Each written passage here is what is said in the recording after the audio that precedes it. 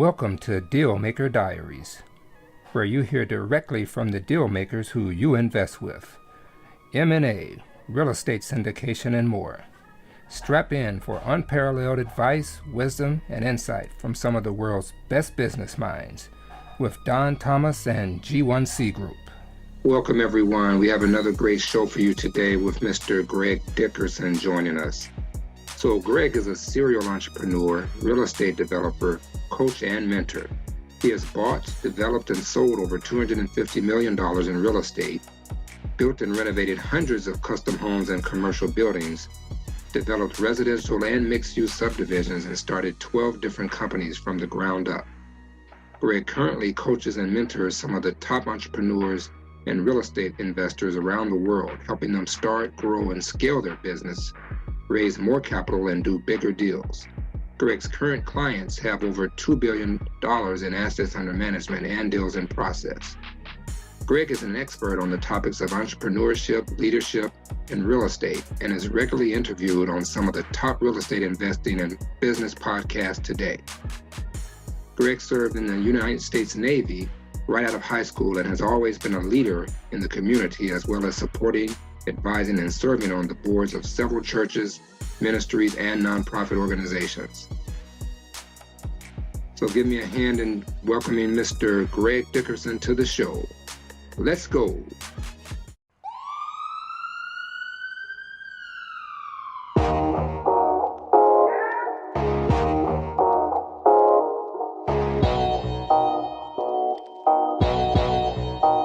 Hey, Greg, thanks for joining us today. How are you? Good. How are you doing, Don? Very good, very good. Long time no hear. How's life been treating you? Probably about the same as you. Interesting, Yeah, definitely an interesting year, huh? Yeah, man, it's been pretty crazy. Yeah, so thanks so much for joining us and spending some time with us today. Yeah, absolutely. All right, so why don't we jump right into it, Greg? I know you probably have a lot planned today, so why don't we start off by you telling the listeners a bit about your childhood growing up? What kind of personality did you have? Were you a good student? A little bit about your parents? All right, yeah. So, I grew up in a military family. So I was born in Virginia Beach, Virginia. My dad was military. So at a very young age, 2 years old, he was transferred to San Francisco, California. And then after that, San Diego. So I did my early preschool, early elementary school years in California, and that's when I started my entrepreneurial career. Even I think it was third and fourth grade, I was running around cutting yards for people and earning money and just kind of running around in California. My dad was out to sea a lot. That was back in the days when they would do world tours. So he was on an aircraft carrier, the USS Kitty Hawk, and he'd be gone 12, 16 months at a time. So I didn't see him much growing up, and when he was around, we didn't spend a whole lot of time together. So then he got transferred to Pensacola, Florida, the last 6 years of his military career, and he went in and enlisted, came out an officer. He was a bosun, which is basically a laborer in the Navy. When you go in as a bosun's mate, you're just chipping paint and painting and swabbing decks. That's what those guys do. It's the grunt labor of the military. And he rose through the ranks pretty quick and became an officer. He was frocked, is what they call it, and became a warrant officer. So anyways, he got transferred to Pensacola, Florida. And that's where I kind of grew up. That's where I did 5th grade through 11th grade and continued my entrepreneurial journey there. I was one of those kids that, I'd go knock on your door and say, hey, my name's Greg Dickerson. I live down the street. I need to make some money. What do you need done? I'll cut your grass. I'll rake your grass. I'll wash your car, whatever it is, whatever time of year it was. In Florida, we had huge pine trees in Pensacola. So I'd take my pine needle rake out and a tarp and I'd go rake people's pine needles up for them for 10 or 20 bucks, depending on the size of their yard. In the summer, I'd push my lawnmower and gas can around the neighborhood, knocking on doors, and, I'd cut your grass for 20 bucks or whatever. So that's kind of me in a nutshell, how I was wired. My dad taught me hard work. I did everything around the house, all the chores on Saturday mornings when I was a kid. We'd be up at 6 a.m. going out in the woods, cutting down trees, for firewood. And then, we'd take that home and I'd have to chop it up and split the logs. And, that's what I did on my Saturdays and Sundays in the fall getting ready for the winter. And, we were a middle class family. So we had a, house in the suburbs and a pool. And, my dad was an officer in the military. So we were doing okay. But, they were very frugal because, even officers in the military back then didn't make a lot of money. So, we used the fireplace as much as we could and didn't run the air conditioning unless we had to. And my mom would hang laundry out instead of using the dryer, things like that. So, that's kind of the lifestyle we live. But, I learned hard work by doing all the chores around the house, washing and waxing the cars every week, cutting the grass, raking the grass, cleaning the pool, chopping the firewood, all that stuff. So, that kind of instilled in me, hard work. And then I learned, how to create money. If I needed money, my dad wouldn't give it to me. He'd say, hey, you want money? You go out and make it. So I'd go out and knock on doors and make money. So that's how I learned how to be an entrepreneur at a very young age. And then I did have a couple of jobs along the way while I was in high school. I worked at a supermarket. I did cold calling for an organization, the Fraternal Order of Police. At one point it was a nonprofit raising money for police, police force in Pensacola, Florida. And that was an interesting job, just cold calling people off of a list. And, I honed some sales skills there, bagged groceries at a supermarket. And then my senior year, when my dad retired from the military at the ripe old age of 38, we moved back to Virginia Beach, which is where I'm from. And I did my senior year there and worked in some restaurants during that time. And then I joined the Navy right out of high school. So I didn't go to college. I went in the Navy right out of high school, and I did retail in the Navy. And I did 4 years, got out, and then had a couple of jobs, but always had a side business along the way. And my full-time entrepreneurial journey began in 1997 as a remodeling contractor handyman. And, everything went from there. I built that into a $30 million company in about 7 years, exited that company and used all the profits along the way to build 12 other companies up and exit those and get into real estate development. And the rest is history. Okay. Yeah. Very nice history review. So were you in high school, were you a good student? No, terrible. I didn't like school. I was what you would probably these days call, ADD, severe ADD. I had behavioral problems. I didn't like school at all. I had a lot of energy, and, I didn't like being there. Okay. So why did you choose, or what attracted you to the Navy? Just kind of a rite of passage. So everybody in my family were all military, so it was kind of, I wanted to serve my country and I wanted to, do my part, but I didn't want to make a career of it. I wanted to be an entrepreneur and do my own thing. So, that's the path I went on, but I went ahead and did that instead of going to college. And, I got some education in the Navy in terms of accounting and, a little bit of business that went along with the retail job that I had in the military. So I did take some classes along the way, but it was just kind of a, rite of passage and just doing my thing, serving my country. Okay, yeah, that was my next question. I was going to ask what kind of role did you have in the Navy? What was your responsibility? Yeah, so it was retail. So we took care of all the ships. On the ships, you have stores and vending machines and barbershops and a laundry. So we took care of all that stuff. We were the supply division. So it was a really good job to have because, we controlled everything that came on the ship. So if you wanted anything, out of the stores or the vending machines or whatever, we were the guys you had to come to. So it was a good position to be in. We were very popular. And you were stationed where? So I was in Long Beach, California. So, we are from the East Coast and then lived in California young, then Florida. Then, I spent a year in Virginia Beach. And then when I joined the military, I actually met my ship. I was on the battleship New Jersey. This was in 1985. So I went to boot camp in Mississippi and then flew out to Korea, met my ship in Korea. And then I did a Westpac, Western Pacific. So I've been to Japan, I've been to, the Philippines, China, Thailand, Korea, just all of the, Asian countries in the Western Pacific. Then I was stationed in Long Beach, California. And when I got out, I stayed in California for, a couple of years and got into industrial construction out there and moved back to Virginia Beach, started a little industrial construction company, traveled all up and down the East Coast doing defense contracting, doing work for the government. And then I moved to the Outer Banks of North Carolina in 1997. And that's when I started that remodeling handyman company down there and started, building houses and developing property and, doing deals all up and down the East Coast from North Carolina up into the DC corridor. Okay. Yeah. So you mentioned you built over 10 companies from the ground up. Let's talk about some of those. Which was your next one after your first one, after you exited that one? So, I did those all at the same time. So in a 7-year period, I took that first company from 0 to 30 million. And along the way, I built up about 12 other different companies. So a lot of them were related to the construction and service industry on the Outer Banks of North Carolina.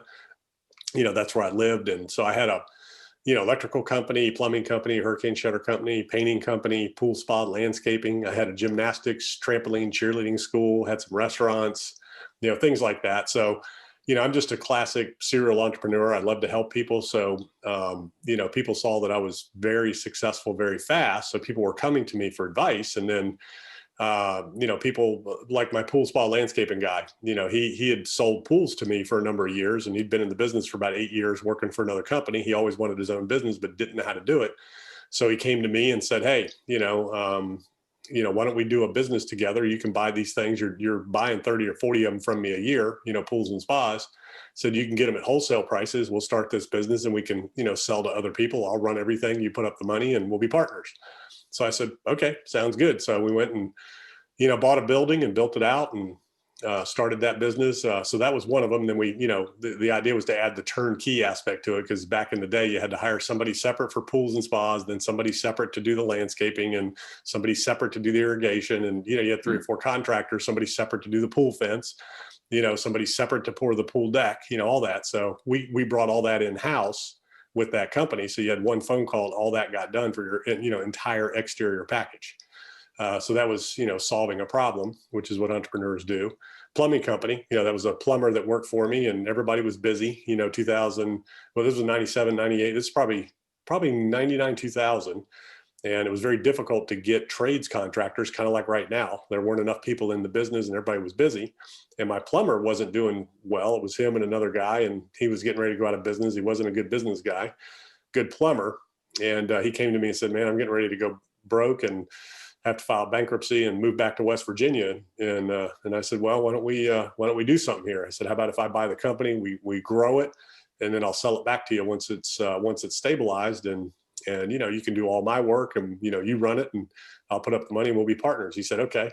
So we did that, and literally overnight, I took him from 2 trucks to 7. So it was these 7 or 8 trucks, took him from doing, I don't know, a couple $100,000 a year to doing over $1 million a year. And he became the largest plumbing company on the beach down there. And, that company is still going, 20 some years later. Wow. So yeah, so your first time at bat, I mean, you built a $30 million company. What do you attribute that to? Because I mean, it wasn't luck. You don't build that kind of company by luck. So what would you attribute that success So, to? that was the hard work, leadership, so I'm a, terrible student, didn't like school, didn't like classroom study, but I am a lifelong learner, seeker of wisdom. So I developed myself, educated myself personally, professionally, through books, courses, things like that, anything and everything, motivational, business, professional management. So, I had along the way, I just would read books constantly. If I was out walking, exercising, back in the day when it was a Walkman cassette tape, I had books on tape, and that was what I was listening to, walking and working out. And, never had any music playing. If I was in the car, it was never music or the radio. It was always some sort of either business content or motivational content or something like that. And then it became CD players, and, I had the Sony Walkman CD player, and then it was the iPod. And, I have never to this day had any music on my iPod or in my iPhone. It's always, podcasts, business podcasts, books on tape, things like that. So I'm constantly developing myself, pumping information into my mind. So that was the number one thing. I learned leadership in the military. I learned hard work, obviously, as a kid growing up. I've always been, very motivated, very hard worker. And then I developed myself as a leader, a leader, manager, delegator, leader, motivator, delegator, first and foremost, and built a fantastic team. So the way I built that company so fast was I looked at, I'd never built a house before. So I was just doing remodeling handyman work, and I wanted to get into home building, and I'd never built a house, had no clue how to do it. So what I did was I went and hired some of the top people from the best company in the area that'd been there for 10 years before I ever got there, that were building 60, 70 houses a year. They were the largest, most successful builder in the area. They were probably doing 50, 60 million a year. And so I hired a couple of their top people to come work with me and help me build this company. So I hired them. I put the right people in the right place and coach them to success. Kind of like, if you want to win a Super Bowl, what do? You find the best coach, you find the best players, and you let them do their job, and you coach them, and you motivate them, and you lead them, and you delegate, and you let them do what they do best. So, if you have Tom Brady and you're the Tampa Bay Buccaneers, you bring him on and you let him throw touchdowns. You don't bring him on and tell him how to throw a touchdown. You say, Tom, throw touchdowns. That's why you're here. So that's what I'm very good at is understanding my limitations, my weaknesses, and finding the right people to fill in those gaps. But more importantly, letting them do what I brought them in to do. The last thing you want to do is hire somebody, pay them 100, 200,000 a year, and not let them do their job, or worse than that, tell them how to do something that they've been doing their entire career that you hired them to do for you. So that's how that happened. And then, of course, the biggest thing is the vision. So I had a vision for what I wanted to create. It was a very special company, a very special group of people during a very special time. And I cast the vision that everybody bought into so they could all be part of something, that was very special and much bigger than all of us. And, we did a lot to support the community. We did a lot to support the industry and our trade and, subcontractor and trade partners. We helped them be successful. I put on trainings for them. And, like my vendors and subcontractors, I would do trainings to help them become more efficient, more profitable, and build their businesses. So, I was always kind of a leader, coach, mentor, and, involved in a lot of different things. So that's how I did it. Okay, amazing. So you're building houses. Any other type of development projects that you began working on? Yeah, so I would use the profits to, I was building houses, doing spec houses. Then I started, developing land, subdivisions. Then I started doing commercial buildings and multifamily buildings and industrial properties. So I did a little bit of everything. I was in a small area, and my geographical area was limited. So, my type of asset that I invested in and developed, was broad. So, if you're going to be geographically limited and focused, then you got to broaden your asset type that you invest in. If you're going to narrow in and focus on an asset type and class, then you have to broaden your geography. So I chose to stay in the area so I could be there for my kids and, not be traveling all over the place and be home every night. And, so I did what I could do in my areas. And those were the types of projects that I did. And for somebody like me coming from where I came from, it worked out pretty good. I ended up doing about $250 million, of deals, my own money, just myself, no investors. And, then I did, 400 or 500 million with investors. And, then I had a retail real estate business as well. And, so it was a lot of fun. I don't know, all my companies combined over the years probably did, 300-400 million, something like that. So it was a lot of fun. So, yeah. And you mentioned family. So at what stage of your entrepreneurial career did you meet your wife and get married? That was 1990. So I was 23 at the time. And, I was working in restaurants, and then I always had a business on the side during that time from 93 to 97. Or from 1990 to 97. So there was a 7-year period where I tried a couple of different businesses. It didn't work out. I had jobs along the way that, that I learned a lot. I was with a couple of restaurant corporations where I received some really great business training and management leadership training, Lone Star Steakhouses. So I would do that, at night. And then I always had my business on the side where I was building decks, doing fences, the government contracting I did for about 2 years full time until that kind of dried up. We went through a little transition there where the government really cut back on the spending, doing the kind of things I was doing back in the 90s. So, 23 years old, 1990 is when I started. By 97, I had 2 kids. The oldest was 5. I had my first child at 23 or 25. I had my first child at 25, the second one at 27. And then in 1997, I guess I was 30. And that's when I started that construction company, and, been self-employed ever since, never looked back. So I was a millennial back then. What would be a millennial now? That's when I started everything back then. So I started young. Yeah, very young. And did your wife always have that entrepreneurial drive, or did she always support that drive? Oh, no, not at all. Not at all. It was totally the opposite. Really? So, yeah. So, she was a school teacher, so it was all about comfort and security and safety and, no appetite for risk, no stomach for it. So I just kind of did my own thing and didn't really tell her much and just did what I did, you know? Yeah, I'm sure there's a whole nother interview there. Oh yeah, that's a whole nother story. And, you know, but anyways, yeah. So I've always just been self-motivated. I just do my thing and, you know, and I go to work and, you know, the thing is I'm a hard worker. So it sounds easy and it sounds, you know, like people look at me now and they're like, oh man, you know, and people, you know, they'll understand. I mean, I'm a 30-year process here that I've been doing this. And it was, you know, all the work that I did from the time I got out of high school, you know, all the way through in the military, all the way through after that. And then when I was a little kid, all the lessons I learned and the work that I did, you know, just that one lesson my dad taught me, you know, when I said, hey, I want this or that. I remember I was taking karate. Okay. So I'm a martial artist. I took karate when I was a kid and started when I was a kid. And, you know, my dad said, well, if you want to go test for your next belt, you need to go make some money to pay for it. Cause it was, I don't know, 25, $30, you know, to do the testing. So I went out and, you know, I'd cut grass and earn the money to buy my gi and buy my belts and do the testings. So he kind of taught me at a young age, you know, if you want something, you got to go earn the money. So whenever I wanted to go out and use his vehicle, he said, you know, I'll let you use my vehicle, but you know, you better bring it back with a full tank of gas, regardless of what's in there when you get it.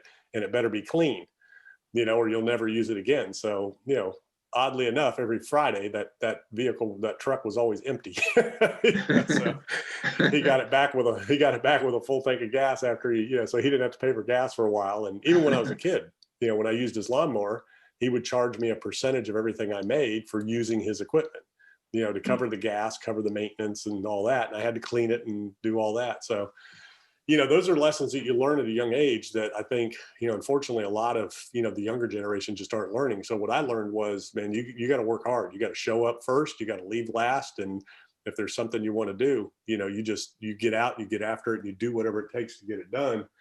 And I've always had that kind of attitude is that, you know, if I want something, I will find a way to make it happen and I will do whatever it takes morally, legally, ethically, you know, to make it happen and get it done. And I'm a doer, you know, so I'm one of those guys that if you have an idea, if you say, hey, you know, I've been thinking about doing this or that, I'm like, well, let's go, let's do it. So I'm not a talker, I'm a doer. You know, I make things happen and I get things done. And I think if you ask people about me and say, hey, how do you describe Greg? They'll tell you that, you know, he makes things happen. He's a guy that gets things done. So, you know, that's kind of how I'm wired. All right. And so Greg, of all the different types of real estate development projects you've worked on, which are most fulfilling to you, or which do you get the most enjoyment from? You know, they're all a lot of fun because it all starts with a vision, an idea, and that's, you know, entrepreneurial. I mean, real estate development is entrepreneurial. It starts with an idea, it starts with a vision, you know, then faith in it, then the means to implement it. And that's how success proceeds. And, you know, I guess nowadays, you know, I like to take old buildings and make them new. That's a lot of fun, adaptive reuse.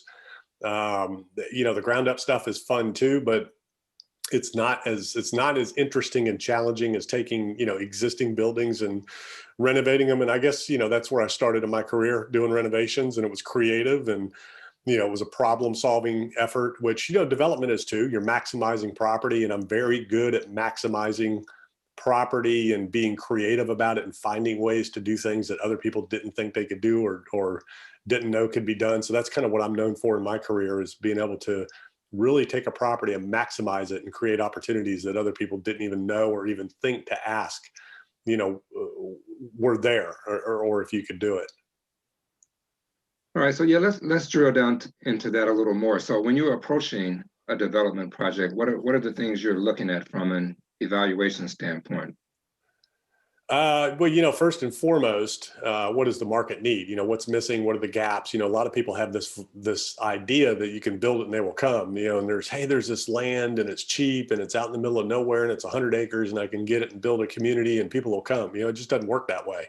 Number one, you've got to identify what are the gaps in the market? What do people need? What are they looking for? And what's going to thrive?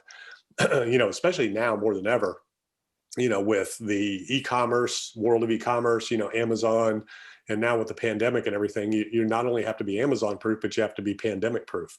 And you have to be a business that's going to thrive in those types of environments when you're talking about a brick and mortar development. And So it's interesting today, but that's the first thing I look at is, what's needed. Then the next thing I look at is, what size is the property? What does the footprint look like? What does the topography look like? How is that building going to set up? Is it going to fit in with everything else that's around it? Because it's got to look like it fits in. You don't want to build a, skyscraper in the middle of a bunch of short buildings, and you need to understand what are the height restrictions, setbacks, lot coverage, stormwater, parking. You got to understand all those things, utilities. So there's a lot of things that go into that. And then once you understand all that and what you're going to do, then you start thinking about footprint. So it all starts with the footprint. And that's the first thing you got to do is you got to figure out, how do I maximize, square footage per acre on this piece of land? So, there's rules of thumb in different areas of how much square foot, depending on the use, that you can get on an acre of land. And depending on where you're at, that acre could be, a few $1,000,000, or it could be a few 100,000 or whatever, so, land is not cheap. Development is not cheap. So you really need to maximize every square foot of that property. So that's kind of how I approach it and look at it. Then the numbers have to work. So once I determine what's needed, will it work? What does that footprint look like? How many square feet can I get on the property? Then you do the numbers. So it's either going to be worth so much if you sell it, if you're doing townhouses or condos or whatever, that's going to generate X amount of sales. So you take that minus all your costs to build it and develop it. And, does that leave a profit margin that's acceptable for the return on the risk that you're taking? If it's an income property, you start with the income that the building will generate, and then you work it backwards, minus your expenses and, minus your debt service. And then you take, does that present a good enough return on the investment in order to, offset the risk that you're taking to go into the project? Okay. And are there any, I would say, so say you've identified a project that you want to do, and you got everything in place. Is there anything that would make that project a deal breaker once you get into it? First and foremost, it's about the numbers. To do the numbers work? So if you've identified, hey, this will work in terms of there's a need, and I think I can, sell it, fill it, whatever it is, rent it, whatever your end game is. You always start with the end in mind and determine it's feasible. Then the first thing is the numbers. If the numbers don't work, then it just doesn't work. Second thing is regulatory environment. How long will it take to get the project approved, get it built, get it, leased up, sold, whatever it is, to execute on the business plan. If that is too long of a horizon, that could be a deal killer. If there's going to be community opposition, then you have to weigh in on, the political battle. Is it worth fighting the battle? Because as a developer, there's almost always opposition to development in most areas, depending on what it is. It's an environmental question. It's a, not in my backyard question. It's a traffic question. It's a, a lot of people are just anti-development. Once they've built theirs and they're in place, they don't want anybody else building next to them. So it can be very, it can be very difficult in terms of getting things approved. So I look at the regulatory environment and, what it takes to get something approved and whether it's worth the time, energy, and effort or not. And really, at my point in life now, it's all about return on time, so I want to make the most and do the most with the least amount of time, energy, and effort possible. So I evaluate and approach everything from that standpoint now. As where when I was younger, I didn't really think about it a whole lot that much because, you're young and you got all the time in the world. But as you get older, you realize how fast time goes and how long things take and how precious that resource is. So you want to get the highest return on your time, energy, and effort invested. Okay. And are there any projects you've done that you would never do again? No, not really. I mean, they were all fun. They were all good. And I enjoy all of them. Okay, so let's I'm not sure, maybe you answered this, but so you're starting a project, let's say 6 months from now. What and who do you need to get started? What is the process? How does that work?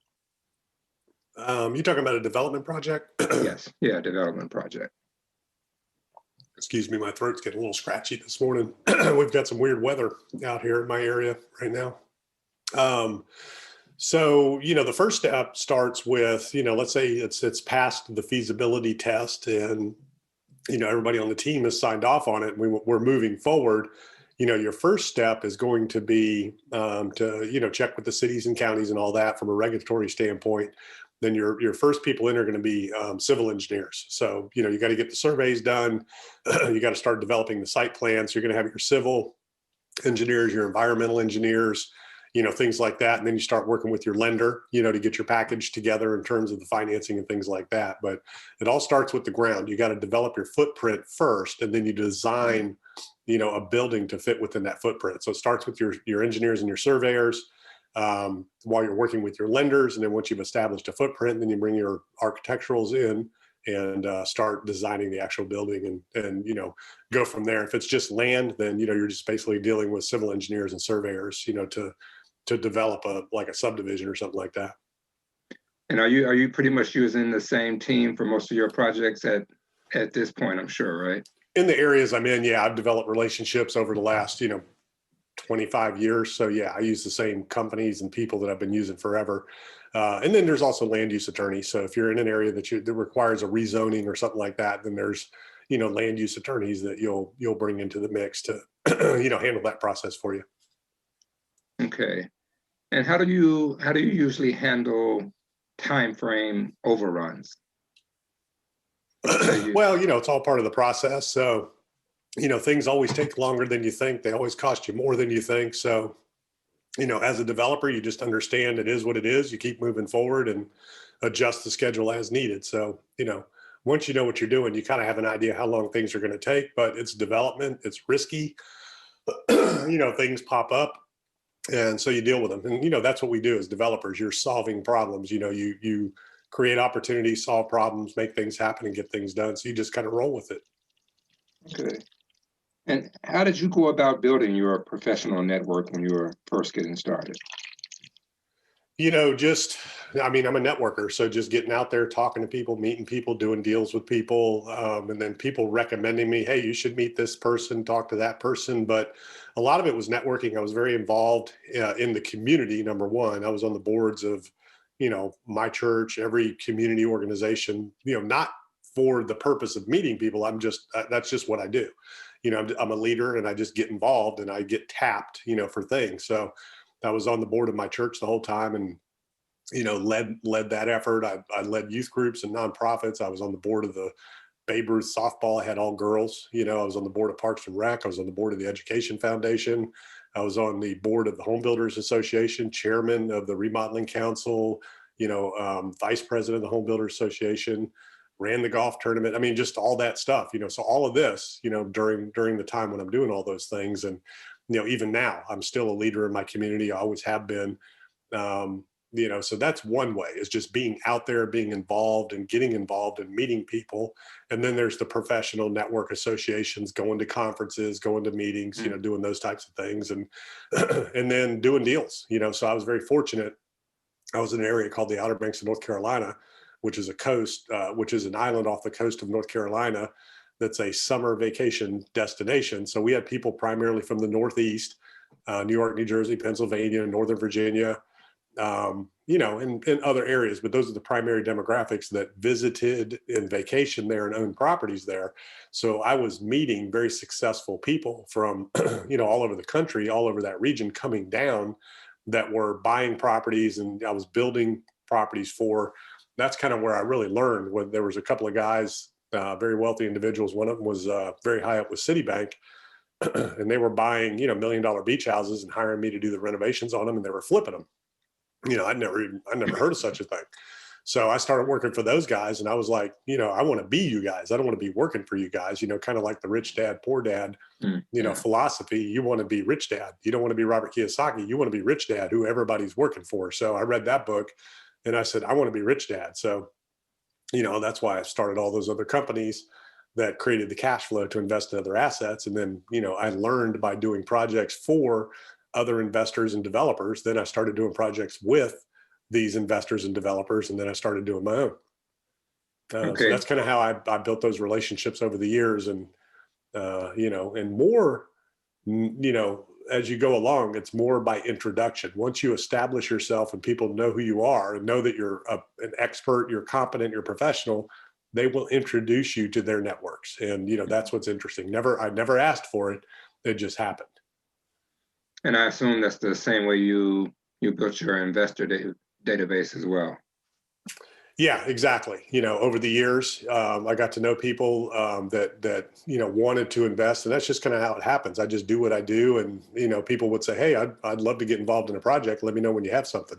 So I mean, I get that call and conversation, every week, and I've got a handful of investors I've worked with over the years, for a long time that are always looking for something to invest in. So once you establish yourself and people know that you're reliable and they can trust you and that you know what you're doing, the funding for your projects is unlimited.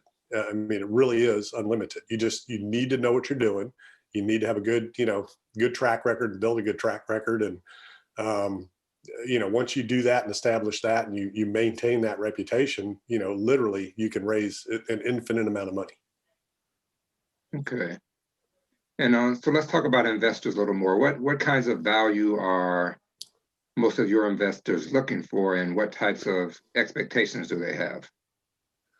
So, the people that I work with now are liquid, very, very liquid, and liquid is north of 100 million. And they are looking for preservation of capital, first and foremost. They don't want to lose their money. They don't care if they make any.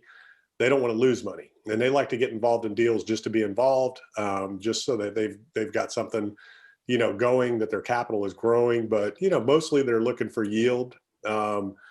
Somewhere in that 6 to 8% range. That's, if they make that, they're fine. But number one, they don't want to lose any money. That's the first and foremost thing that they're more interested in than anything else. Okay, and you say 6 to 8% yield, and that's just on the exit. So they don't necessarily need to have cash flow coming in on a monthly or annual basis. No, Okay. none of them are looking for that. They put it in and they're, whatever it is, 1 year, 3 years, 5 years, whatever the deal is, 10 years, they don't care. They've got, enough dry powder laying around that they just want to put it to work and they don't want to lose it. And so somebody that's liquid, 100 million, what kind of net worth would that person have if they have 100 million? It could liquidity? be 3, 4, 500 to $1 billion, somewhere in that range. And that's a very different investor mindset, very different, animal. So your more sophisticated investors are less concerned with cash flow, less concerned with, timeframes. They're more concerned with preservation of capital. Your less sophisticated investors and, your average high net worth individual, somebody who's making 3, 4, 500 to $1 million a year that's got, maybe they have $1 million or something. They're the ones that are looking for monthly payments, and they don't want to be tied up too long, and that kind of thing. So it's a different conversation when you get to the level where people are worth a few hundred million to $1 billion. And what kind of time frames are they usually comfortable tying up their capital? Well, generally, on most projects, that 3 to 5 year horizon, because that's just what most of them are. Okay. I don't really do anything long term. Okay. All right. So I want to talk a little bit about raising capital. So when raising capital, do you normally raise for specific projects, or do you have a fund that you draw from? Well, for me in my career, it's been per project. So again, I can pick up the phone and raise whatever I need anytime I need.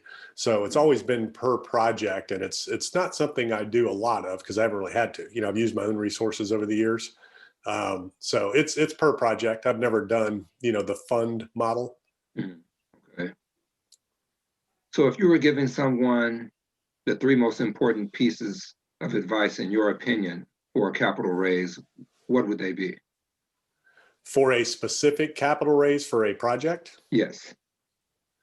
Well, number one, 506C. So you want to, in this day and age, you want to deal with accredited investors only. You want to be able to promote, if you, depending on your network, if you need, if you don't know how you're going to raise it and you don't have a network that you can raise it, then you got to put it out there. So you want to go 506C. That way you can market it, you can promote it. You're dealing with accredited investors only. There's a lot of liability dealing with unaccredited investors, even if they're sophisticated, even if they're high net worth and aren't accredited. There's something about that accredited investor qualification that just kind of checks the liability box. So that's first and foremost. I'd go 506C, whether you're doing a fund or you're raising for a deal. And then you want to make sure that you find the right investors that are aligned with the types of projects you're doing. So whatever your time frame is, whatever your return threshold is, whatever your risk profile is, make sure that you're going after people that are seeking those types of investments. The last thing you want to do is, go after people that are looking for, stock or gold or whatever and try to sell them a real estate deal. You're not going to convince anybody to invest in something they don't like or they're not used to investing in. So go where the appetite for what it is that you're doing already exists. And then be an expert, so number one, educate yourself, develop yourself, make sure you know the deal, the business, the market. You don't have to have a track record. You can partner with somebody that does, but you've got to know what you're doing. So, you don't have to have experience. You don't have to have a track record, but you better know that deal. You better know the numbers. You better know the market, and you better know the track record of who it is you're raising for and with, if you're, part of another deal, and you're leveraging, that relationship and doing those types of things. So, that's really the main keys right there. And, obviously honesty, integrity, and all that goes without saying. I mean, those are just givens. You gotta do what you say you're going to do.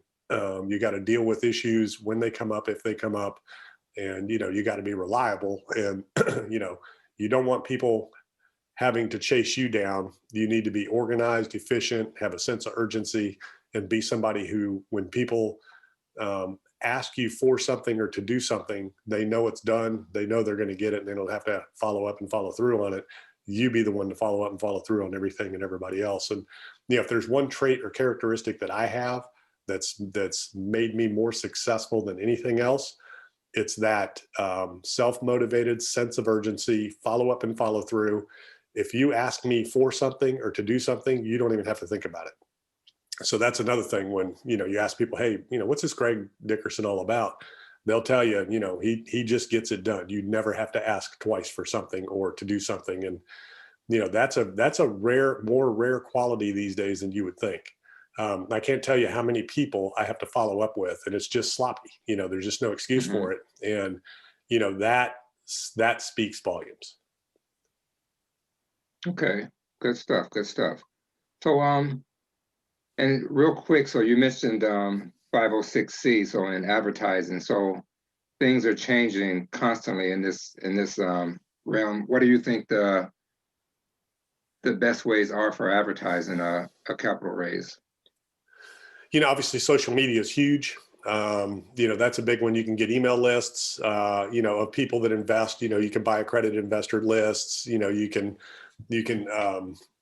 advertise on the commercial real estate platforms, things like that. But, social media is huge, LinkedIn, Facebook, YouTube, Instagram, promoting the deals that you're doing on there are the easiest way to get it out there. But email is big too, buying email lists of accredited investors and, going after those mediums. And who would one buy an email list of accredited investors? I'm sure you can just Google that probably, but yeah, you can Google it. I'm, off the top of my head, I'd have to look at my.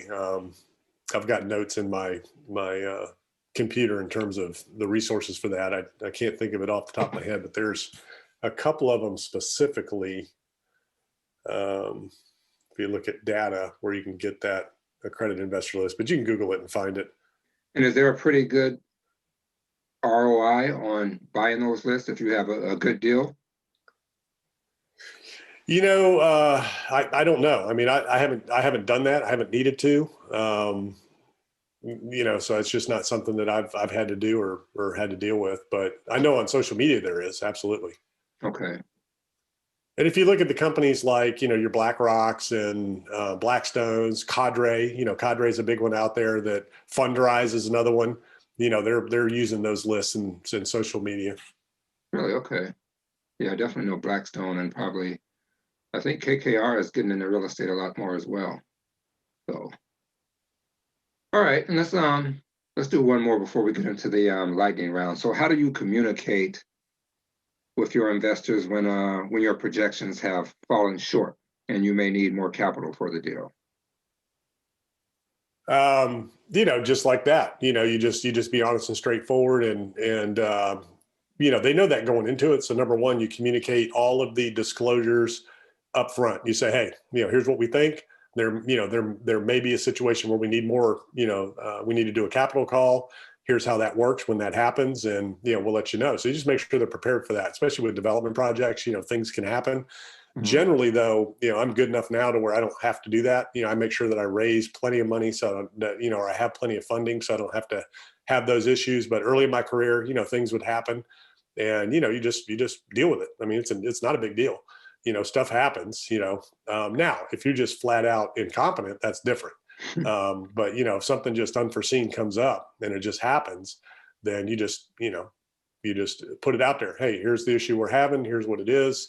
And, we'll deal with it, roll on. I'm not one that advocates communicating every single little thing, to investors. So if you're just syndicating a, multifamily deal, 100 units, 300 units, 500 units, whatever it is, I'm not one who advocates, communicating every detail to your investors in terms of, well, we had occupancy this month is this, next month it's that. I mean, here's your return or here it's, or it's not. I mean, you're either returning on the investment or you're not. So they don't really need to know every single little detail of the business plan and all that. Most investors don't even pay attention to it. So I would keep the communication, as minimal as it needs to be. Hey, things are going well, plans executing well, we're leasing up just like we planned, we're going to make the returns and distributions like we talked about. And if you have a problem, hey, this renovation, we found X, Y, and Z, we have to raise a little bit more capital. We weren't expecting, to have, we weren't expecting this, but it is in the disclosure. We did talk about it in the investor presentation that, there's a potential that, there may be a capital call at some point. So, it's pretty straightforward. Okay. Very good. Good stuff. All right. So let's get into the lightning round, Greg. All right. So what is the book or books you've given most as a gift? Probably the three big ones are, Rich Dad, Poor Dad, in terms of business and mindset, Power of Positive Thinking, and Think and Grow Rich. Those are three of the top ones. And then from a management standpoint, the 1 Minute Manager series of books. Okay, that one I haven't heard of. 1 Minute Manager series of books. Okay. Yeah. There's three books in the series: 1 Minute Manager, Putting the 1 Minute Manager to Work, Leadership in the 1 Minute Manager. And those, for every company I've ever been involved with, that's the management philosophy that we used and that we operate by. And pretty much everything that you see now in terms of management systems are all built off of that. Okay. All right. So next one, how has a failure or apparent failure set you up for later success?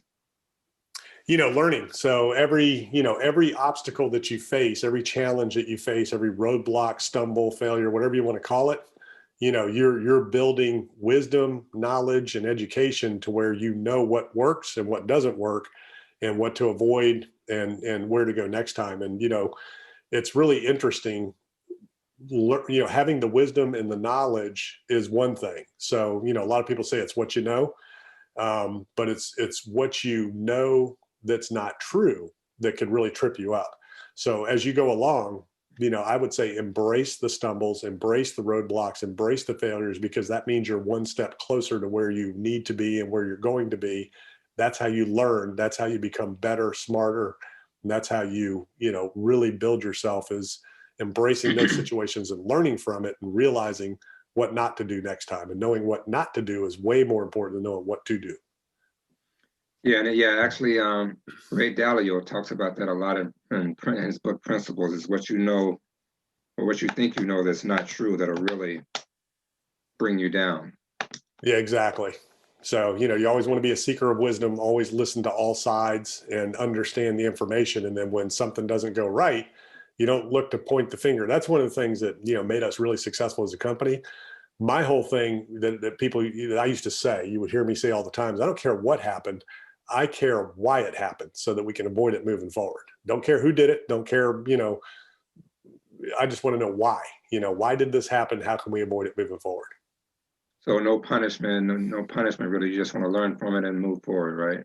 Yeah, people make mistakes, as long as somebody's not doing something, underhanded or whatever, but people are going to make mistakes. Organizations are going to make mistakes. Nobody's perfect, but that's how you learn. That's how you get better. Now, if you've got a repeated situation, something that's going on repeatedly, you got to deal with it. But, things are going to happen. Okay, excellent. All right, so next one, if you could have a gigantic billboard anywhere with anything on it, metaphorically speaking, getting a message out to millions or billions, what would it say and why? I guess it would be that you have no limits. You can do, for those of us that have faith in God, you can do all things through Christ who strengthens you, whatever your faith is. Just the belief that anything and everything is possible if you educate yourself, pour into yourself, do the work that it takes. You can do whatever it is you want to do. You don't have to do anything. You can do what you want to do. Now, within reason, your abilities and physical limitations. I'm not going to go play quarterback for, the New England Patriots, but whatever it is you want to do in life, there are no limits. You can do anything. Think big. Don't limit yourself. Don't buy into mediocrity. That's a big billboard, but that the message it can be said a number of ways. Right, love that one. Okay, and what is one of the best or most worthwhile investments you've ever made? And it could be an investment of money, time, energy, etc. There's no better investment that returns like investing in yourself. Wisdom. Okay. And what's an unusual habit or an absurd thing that you love? Nothing really. I don't have any unusual habits or absurd things. I guess for me, I'm a seeker of wisdom. So I'm constantly devouring information. So that, if anything, I don't read, I don't like to read novels or books. I read business books, personal, professional development. So if it's not something that's going to move me forward intellectually, physically, spiritually, I don't mess with it. I don't read for entertainment. I read for development. How many books do you read a year? I don't know, 40, 50, 60 maybe, because I don't read them cover to cover. I skip a lot of the fluff and I read what's important. So I can get through about 50 or 60. And then when I'm not reading, I probably spend 4 to 5 hours a day pouring into myself through reading, listening to podcasts, watching, YouTube videos. They're all about the markets, business, things like that. I coach and mentor people all over the world. So, I need to stay as sharp as I possibly can in every area, especially right now. So I spend 4 or 5 hours a day, pouring into myself, staying up with what's going on, studying the markets, studying business, studying finance, those types of things. So yeah, I'm thinking you're not watching a lot of TV dramas, right? No, I'm not a Netflixer. I enjoy the movies. When the movie theaters were open, I'd get out every weekend, and I like to go to the movies and things like that. But yeah, I'm not sitting down in front of the TV. I like to watch the news and kind of keep up with what's going on, in the local community and nationally. And I watch all sides, so I get all viewpoints. But yeah, you're not going to see me binging on Netflix or something like that. I'll catch something every now and then. But again, you only have so much time on this planet, and you are the sum of what you put into your mind, period. You are only going to be, a lot of ways you can summarize that. You're going to be who you hang around and all that. It all kind of goes together. At the end of the day, whatever you put into yourself is what you're going to get out in your life, period. There's just no other way to explain that. And that's in every area, mentally, physically, spiritually, whatever you put in, that's what's coming out. Yeah, 100%. Yeah, you are what you eat, right? Exactly. All right. So, what advice would you give to a smart? I usually say driven college student, but I'll just say, what advice would you give to a smart, driven person about to enter the real world? So we can go there. So for college kids, get all the education you can while you can right now. And if you have the aptitude, the resources, get your graduate degree. Go to a top, or a good graduate school. There's great programs in real estate and development that you can get now, but that network is huge. If you go to a Darden or a Stanford or a Yale or a Harvard, top business schools, there's a network that's extremely valuable, in the education as well. So get the proper training education as far as you can while you can. I didn't go to college, but I am a huge supporter of college. You got to have a good, well-rounded education. I spent 30 years educating myself because I didn't go to college. A lot of that could have been shortened.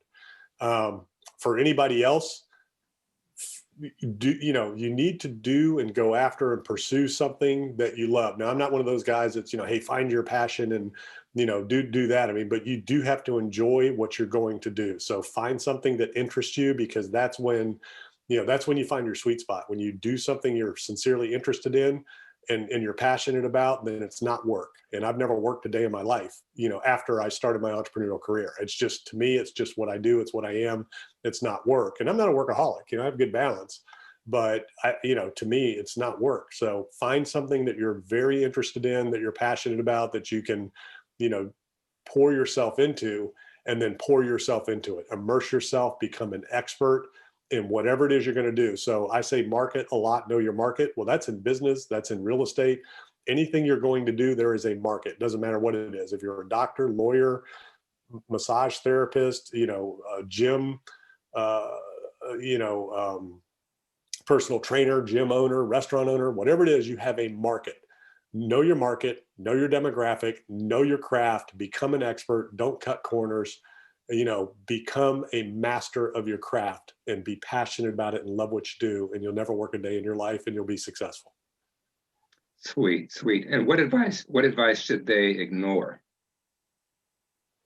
Anybody who tells you you can't do something that you want to do, just ignore that and just go do it.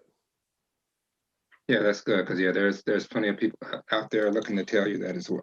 So yeah, definitely. You'll always find somebody who tells you that you can't do it, that it won't happen, it can't happen. You can always find them.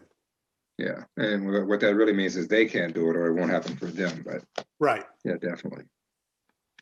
All right, so one more before we jump off. So when you're feeling overwhelmed or unfocused or have lost your focus temporarily, what do you do?